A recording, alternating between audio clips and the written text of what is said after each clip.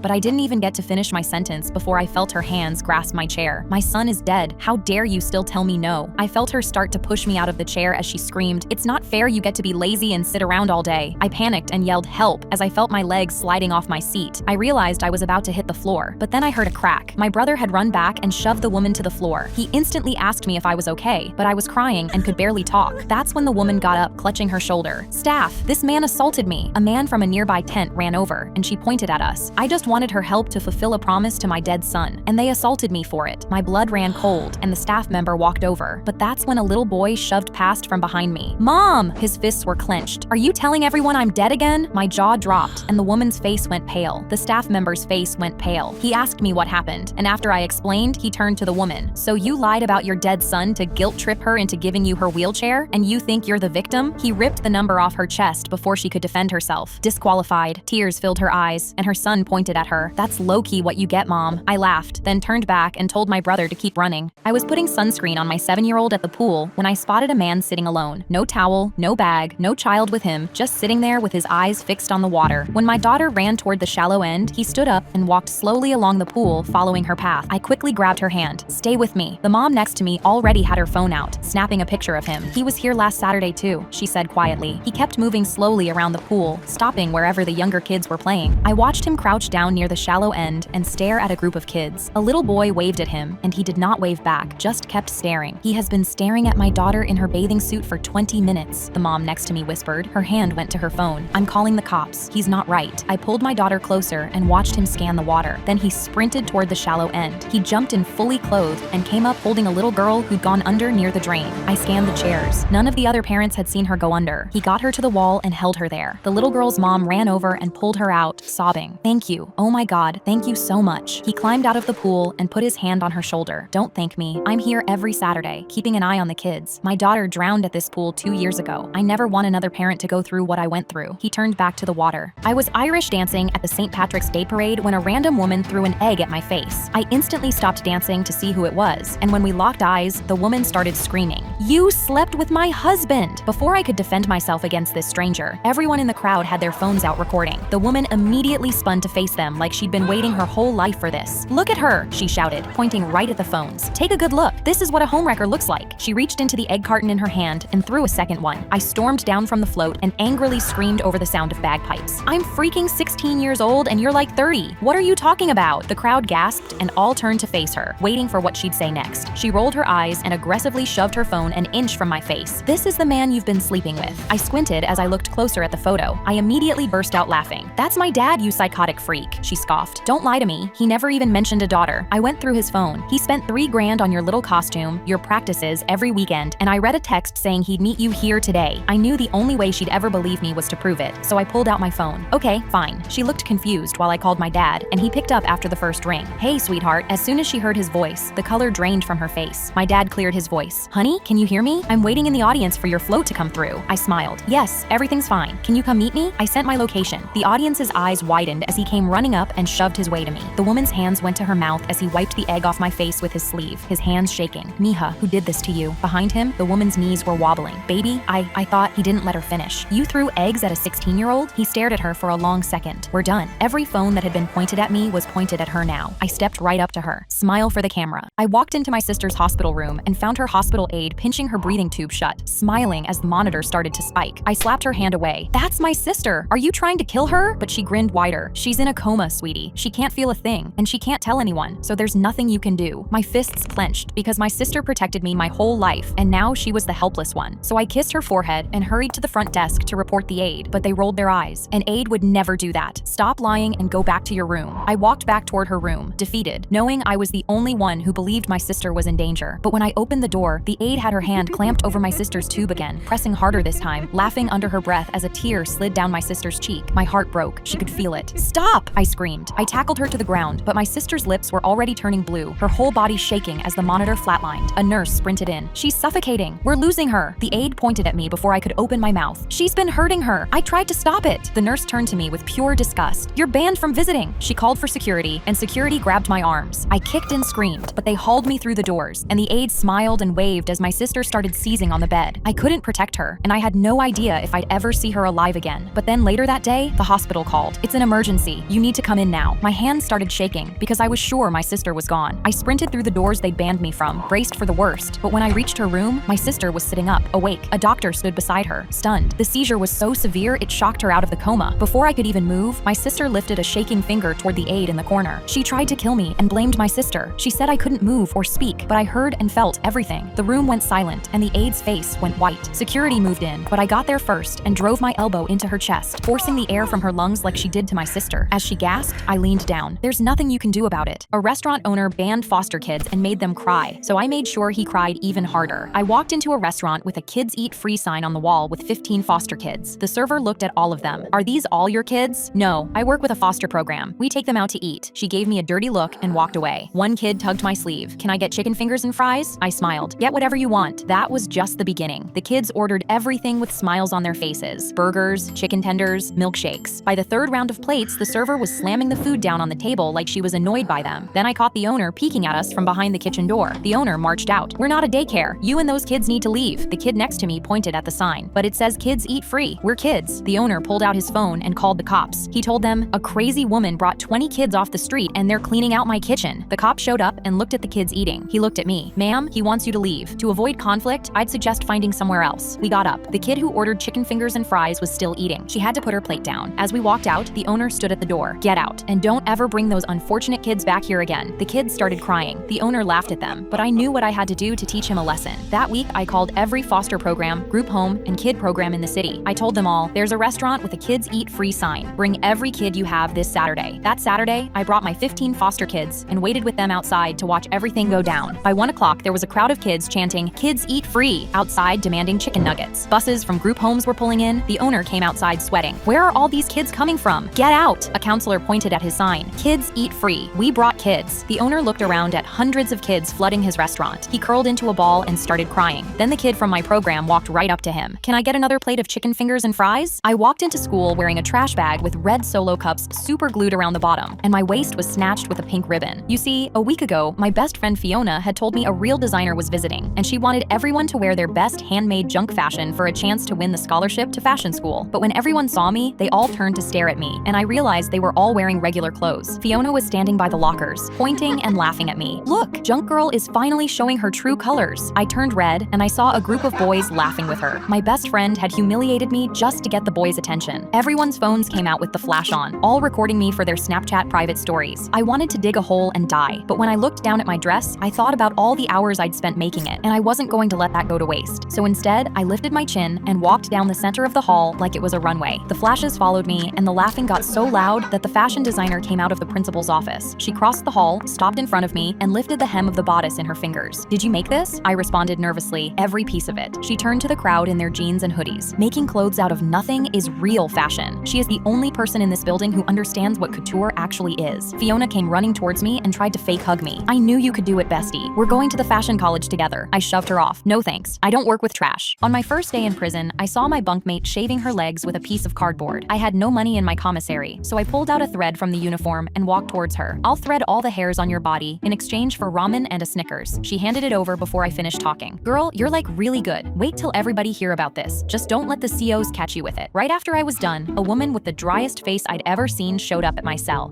You know how to do makeup? I'll give you spicy Doritos and canned octopus." She excitedly jumped in front of me, and I rubbed cherry lip balm across a magazine page till the ink bled into the wax, then painted her lips and cheeks. She giggled. "So what you locked up for? Being too good at makeup or something?" I smiled sadly. "I'm not supposed to be here." She just shrugged because that's what everyone in prison says. When I was done, she looked in the mirror and smiled. "Girl, that's perfect." I stepped out of my cell to look for the next customer, but I was faced with an officer holding his baton. But he glanced down the hall and lowered his voice. "My wife's visiting Sunday. Can you make me look, presentable?" I did his brows for $10 cash, and after that, the guards stopped pretending to care. They paid to skip the line and smuggled me real makeup tools from the outside so I could get even better at beauty. When I finally saved enough money to bail myself out of prison, I counted it out and posted it myself. Now, I thread brows at a real salon instead of a prison cell. Whenever I was one square away from completing my Rubik's Cube, my teacher would swoop in, pick it up, and click it into place herself.